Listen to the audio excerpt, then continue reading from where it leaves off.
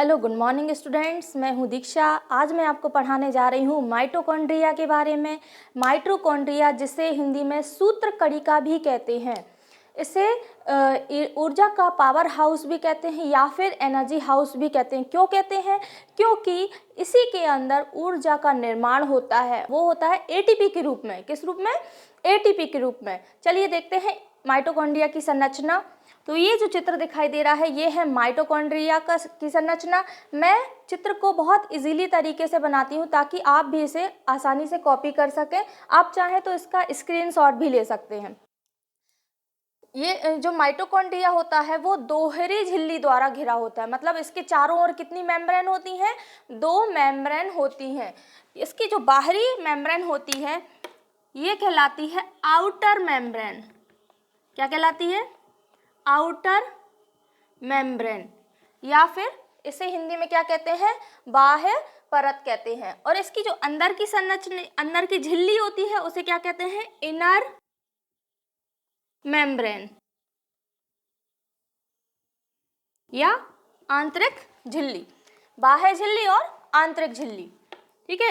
अब बाह्य झिल्ली और आंतरिक झिल्ली के बीच में गैप पाया जाता है, जिसे क्या कहते हैं? स्पेस कहते हैं। ठीक है।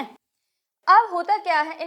इंटर मेम्ब्रेनस स्पेस कहलाता है। अब इसमें हम देख सकते हैं माइटोकॉन्ड्रिया में अंदर की ओर क्या होता है? उंगली के उभार के समान घुमावदार या नलिकाकार संरचना, ये जो रेड कलर से दिखाई दे रही है, ये घुमावदार और नलिकाकार और उंगली के उभार के समान संरचना होती है, जिसे हम कहते हैं क्रिस्टी।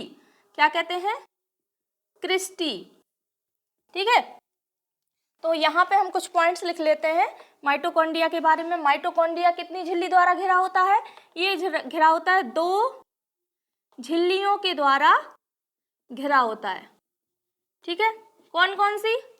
एक होती है बाह्य यानी कि आउटर झिल्ली, और दूसरी कौन सी होती है? आंतरिक झिल्ली या इनर मेम्ब्रेन।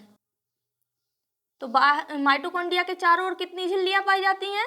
2 झिल्लियां पाई जाती है, अर्थात ये कह सकते हैं ये दोहरी झिल्ली द्वारा घिरा होता है। इसमें उंगली के उभार के समान संरचना पाई जाती है, जिसे क्या कहते हैं? क्रिस्टी कहते हैं। ठीक है। अब क्रिस्टी पे कुछ ये रैकेट की संरचना की समान संरचना दिखाई दे रही है ग्रीन कलर से। ये क्या है? इसे नाम दिया गया है F1 कण। क्या नाम दिया गया है? F1 कण। तो जो F1 कण है वो भी 3 भागों से मिलकर बना होता है। इसका जो सबसे ऊपरी भाग होता है वो कहलाता है सिर यानी कि हेड। ठीक है। और जो बीच का होता है उसे हम कहते हैं वृंत यानी कि स्टॉक। उस सबसे नीचे का भाग होता है वो होता है आधार, या जिसे हम बेस भी कहते हैं। तो F1 कण कहाँ पाए जाते हैं? ये पाए जाते हैं क्रिस्टी के ऊपर। ठीक है। तो अब इसमें हम देखेंगे कि जो F1 कण है उसमें भी 3 भाग होते हैं। कौन कौन से? सबसे ऊपर कौन सा होता है? सिर, बीच में होता है वृंत और नीचे होता है आधार। इसके अलावा और क्या क्या पाया जाता है माइटोकॉन्ड्रिया में? माइटोकॉन्ड्रिया में क्रिस्टी और F1 कण के अलावा क्या पाया जाता है? इसमें तरल पदार्थ भरा होता है, जिसे हम कहते हैं मैट्रिक्स। ये जो ब्लू कलर से दिखाई दे रहा है पूरे में तरल पदार्थ, इसे क्या नाम दिया गया है? मैट्रिक्स, जिसे हिंदी में आधात्री भी कहते हैं। क्या कहते हैं? आधात्री। ये जो आधात्री है ये कैसी होती है? गाढ़ी तरल प्रोटीन युक्त होती है। और इसमें क्या क्या पाया जाता है? इसमें होता है DNA, इसके अलावा इसमें RNA भी होता है और राइबोसोम भी पाया जाता है। ठीक है। इसमें 3 चीजें होती हैं। इसके अलावा इसमें प्रोटीन भी होता है ना।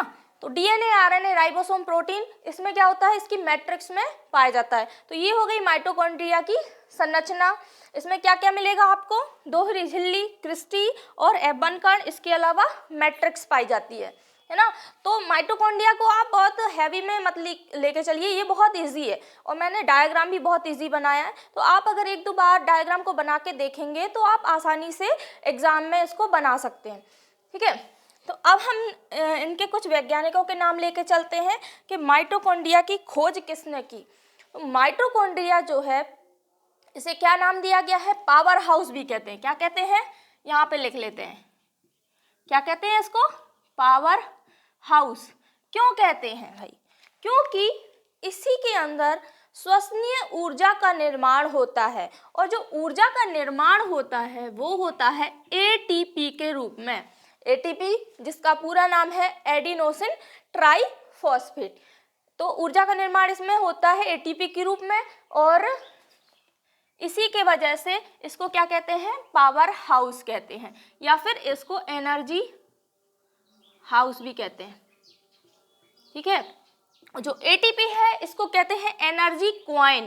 क्या कहते हैं? Energy coin. ठीक है। तो ये भी इंपॉर्टेंट है for NEET exam. Energy coin कैसे कहते हैं, तो आप कंफ्यूज नहीं होना। एनर्जी हाउस कौन है? माइटोकॉन्ड्रिया। और एनर्जी कॉइन कौन है? एटीपी, है ना। तो जो एटीपी है, माइटोकॉन्ड्रिया है, इसकी खोज सर्वप्रथम की थी वैज्ञानिक अल्टमैन ने।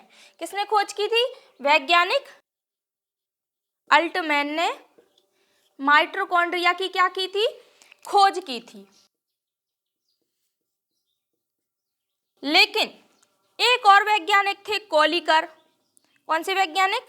कोलिकर वैज्ञानिक। इन्होंने सन 1880 में, कब? सन 1880 में पेशी कोशिकाएं यानी कि मस्कुलर सेल्स, पेशी कोशिकाओं में माइटोकॉन्ड्रिया को सर्वप्रथम देखा था। ठीक है। माइटोकॉन्ड्रिया को सर्वप्रथम देखा किसने था? कोलिकर वैज्ञानिक ने। माइटोकॉन्ड्रिया को सर्वप्रथम देखा था कोलिकर ने, और अल्टमैन ने इसकी क्या की थी? खोज की थी, इसको डिस्कवर किया था। लेकिन एक और वैज्ञानिक आए थे, वैज्ञानिक बेंडा। कौन से वैज्ञानिक? ये एग्जाम में आता है कि माइटोकॉन्ड्रिया नाम किसने दिया था, तो नाम किसने दिया था?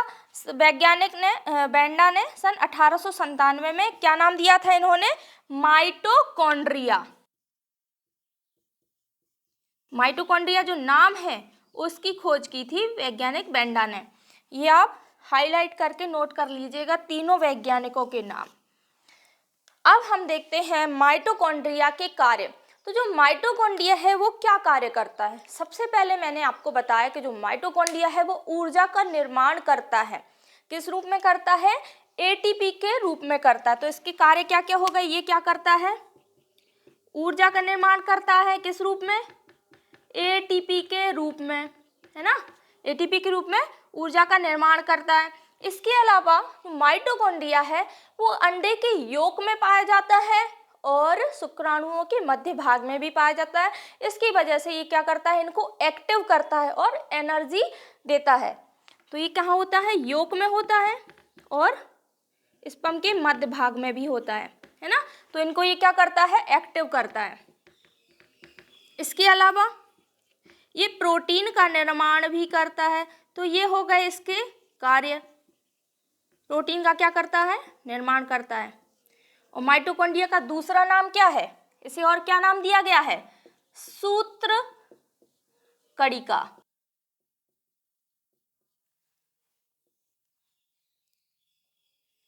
तो माइटोकॉन्ड्रिया का कार्य क्या है? ऊर्जा का निर्माण करना, इसलिए इसको हम पावर हाउस कहते हैं। तो स्टूडेंट्स, हमारा आज का टॉपिक माइटोकॉन्ड्रिया यहाँ कंप्लीट होता है। उम्मीद है आपको लेक्चर पसंद आया होगा। चैनल को लाइक कीजिए, सब्सक्राइब कीजिए। Thank you. Thanks for watching the video. कृपया वीडियो को लाइक, शेयर एंड सब्सक्राइब कीजिए। अगला लेक्चर जल्द ही लेके आएंगे। तब तक नोट्स बनाइए, रिवीजन कीजिए और अच्छे से पढ़ते रहिए। Thank you.